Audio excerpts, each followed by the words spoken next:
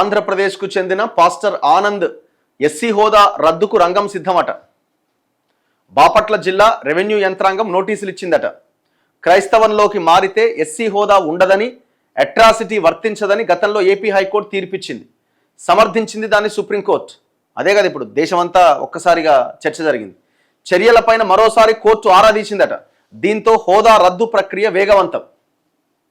మేము ఆర్డర్ ఇచ్చినాం. మరి ఈ ఒకవేళ మతం మారితే అట్రాసిటీ చట్టం కానీ, ఈ రిజర్వేషన్లు కానీ, ఎస్సీ హోదా కానీ ఉండదని మేము తీర్పిచ్చినాము. ఏమైందని కూడా ఆరాధించిందట. సో దీంతో హోదా రద్దు ప్రక్రియ వేగవంతమైందట. ఈ కేసు ఏంటంటే ఒక అట్రాసిటీ కేసు.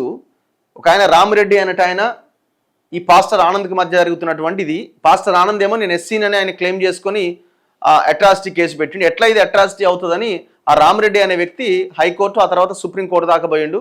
సుప్రీంకోర్టు దాకా పోతే రామిరెడ్డికి అనుకూలంగా ఇచ్చింది. ఎందుకంటే మతం మారితే ఎస్సీ ఇది వర్తించదు అని చెప్పింది.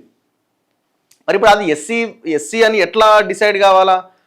స్వీయ డిక్లరేషన్ ఇస్తే తప్ప అది వాళ్ళు ఎస్సీ నుంచి క్రిస్టియానిటీకి మారిందని చెప్పడానికి అవకాశం ఏం లేదు అక్కడ.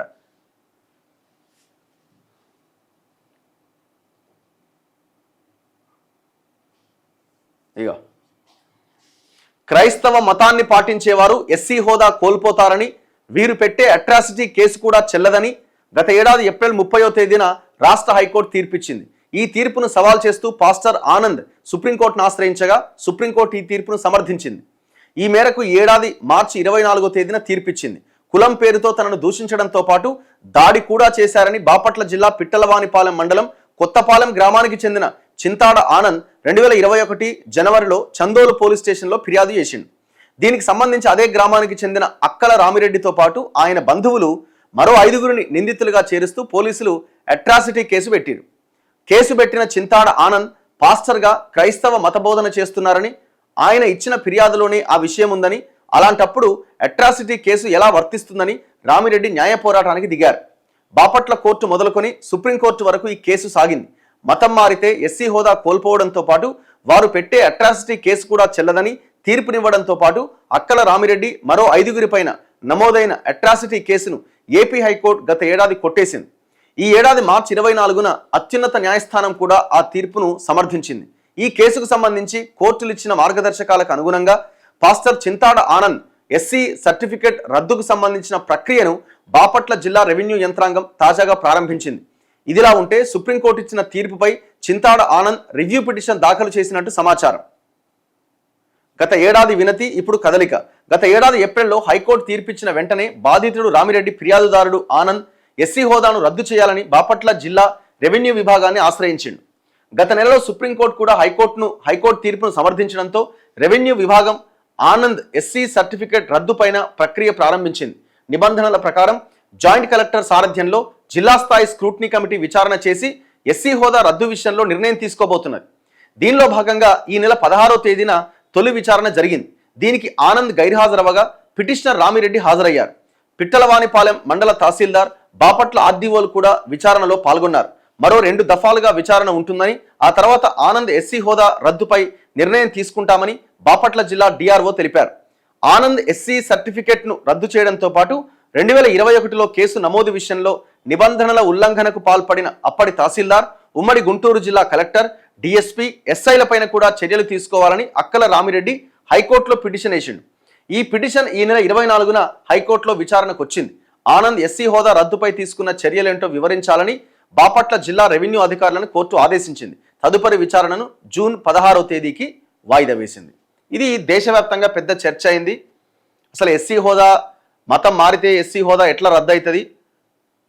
ఆ మతం మారినటువంటి వాళ్ళు, దాన్ని అనుభవిస్తున్నటువంటి వాళ్ళు కూడా పెద్ద ఎత్తున అగ్రకులాలు తప్ప ఎస్సీ ఎస్టీ బీసీకి సంబంధించినటువంటి ఎస్సీకి సంబంధించినటువంటి వాళ్ళ ప్రాతినిధ్యం కానీ వాళ్ళ ఇన్ఫ్లుయెన్స్ కానీ పెద్దగా ఏమీ లేదు.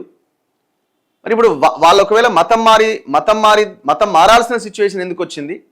మతం మారడం వల్ల కులం రద్దు అయితే ఈ ఎస్సీ హోదా అనేది రద్దు చేయాలని భావిస్తే మరి వాళ్ళ జీవితాల్లో ఏమైనా పెద్దగా మార్పులు ఏమైనా వచ్చినాయా? వాళ్ళ జీవితం ఏమైనా మెరుగుపడ్డదా? సో ఈ దేశంలో కుల వ్యవస్థ చాలా బలంగా ఉన్నది. కుల వ్యవస్థను రద్దు చేయాలి. ఇట్లా రకరకాల డిబేట్స్ జరుగుతూ ఉన్నాయి. ఇది అల్టిమేట్గా సుప్రీంకోర్టు ఇచ్చినటువంటి డెసిషన్.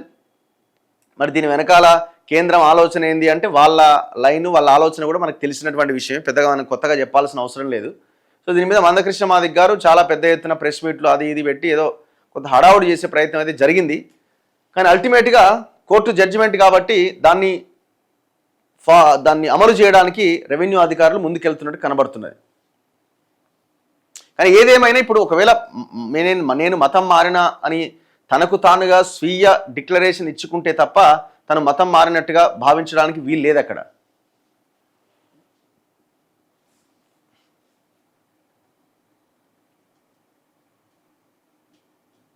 సో కేంద్రం కూడా ఇప్పుడు ఏం చేయాలంటే మీరు హిందూ మతంలోనే వాళ్ళంతా ఉండాలి, ఎస్సీలు కూడా హిందువులే, హిందూ మతంలోనే ఉండాలి అని అనుకున్నప్పుడు మీరు ఏం చేయాలంటే ఇప్పుడు ఇంకా వివక్ష చాలా భయంకరంగా గుళ్ళల్లోకి రానియనటువంటి సిచ్యువేషన్ మనం చాలా సందర్భాల్లో చూస్తున్నాం. గీడెందుకు ఏడుదాకేందుకు కరీంనగర్లో ఒక సర్పంచ్ శ్రీరామనవమి రోజు, ఆయన ఎవరు బీజేపీ సర్పంచే, మళ్ళీ బీజేపీ సింపతైజరే, బండి సంజయ్ మనిషి. ఆయన ఆ శ్రీరామనవమి రోజు ఆ శ్రీరాముడిని తన భుజాల మీద తీసుకెళ్లి గుళ్ళోకి వెళ్తున్న సమయంలో ఆయన దగ్గర నుంచి లాక్కొని నువ్వు దళితుడి అని ఆయన అవమానించినారు. ఒక సర్పంచ్కి, ఒక గ్రామ ప్రథమ పౌరుడికి ఎదురైనటువంటి పరిస్థితి. మరి వీటి మీద కూడా దృష్టి పెట్టాల్సిన అవసరం ఉంది కదా. వివక్ష లేదు అని చెప్పడానికి లేదు కదా. ఎందుకు వాళ్ళు మతం మారాల్సిన సిచ్యువేషన్ వచ్చింది? ఇవన్నీ మనం గమనించాలి, ఇవన్నీ మనం ఆలోచనలోకి తీసుకోవాలి.